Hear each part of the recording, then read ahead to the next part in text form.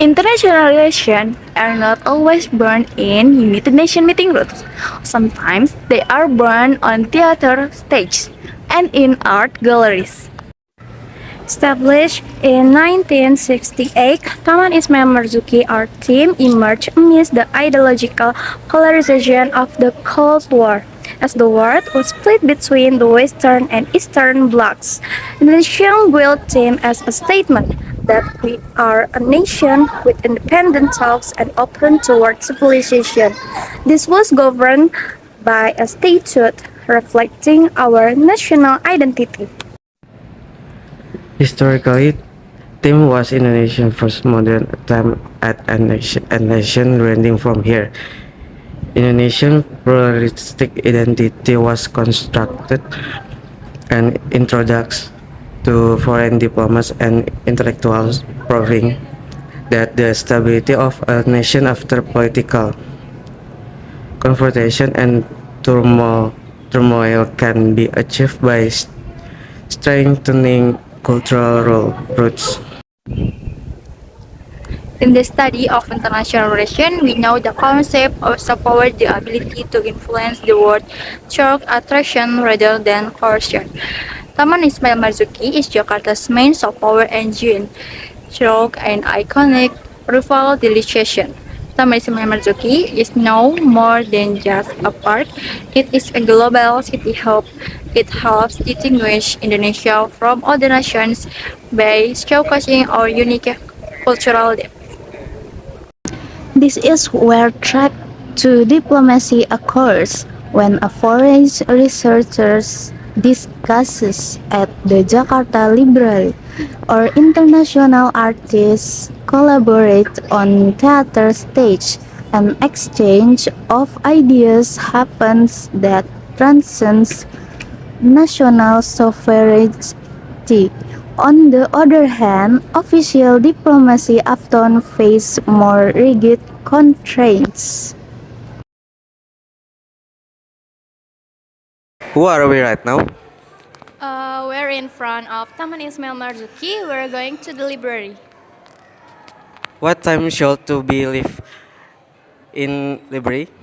It opens at 9 a.m., so we need this go ahead inside in 50 minutes around 8:45 a.m. Before leaving, did you check the schedule one more time? No, I don't have a schedule. Who are we meeting it at place? We're going to meet the expert staff. Hi, who are you? Hello, I'm the export staff here at Taman Ismail Marzuki. Nice to meet you. Could you explain what your job is? Yes, I manage the export of artworks from this place, such as painting, sculpture, and local craft to international clients. Do you need special skills for that job? Yes, I need to speak foreign language, understand international trade regulations, and also be careful in handling valuable art pieces. Wow, that sounds interesting. Yeah, that's absolutely right. By the way, where were you before working here? I was an intern at the Indonesian Embassy in Paris. I assisted a massive art exhibition there, and it was a memorable moment. Did you meet many international collections during the mission? Yes, I did. I met several diplomats, and we discussed how art could bridge political gaps. It was truly unforgettable. Yeah. What's the next for Team Chikini? Growth, but without losing ourselves. I want us to remain to a super system, not just workspace. Agree, we rise together. Let's keep innovating and curious. The bigger challenge, the better we get, as long as we are we, not just an I. We're set. Then let's show what we're made of. Integrity and quality all the way. The presence of the planetarium and literacy centers also sends a strong message to the international community that Indonesia bargaining power is not only built on the exotism of tradition, but also on the mastery of science, technology, and global literacy. The government designated this area specially to ensure that intellectual growth remains a priority, even when political tension suspend formal dialogues, cultural exchange continues unperturbed. Entering a new decade, the theme's roles extends into the realm of international political economy.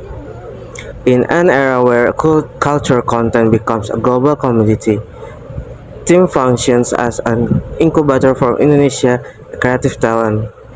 Our ability to export artworks and thought from this place is a tangible form of culture export. The staff in charge of these programs work to carry out missions that activate our creative economy.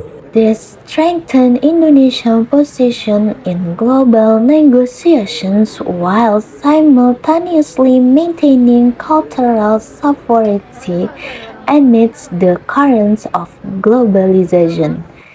This effort served as an alleviation of the negative impacts of cultural homogenization and helped towards any attempts to undermine our local wisdom. In closing, Taman Ismail Marzuki teaches us that the best diplomacy is the one that touches the soul, because ultimately, a nation's sovereignty in the 21st century is not only measured by its territorial boundaries, but by how far its imagination and culture can cross oceans and inspire the world.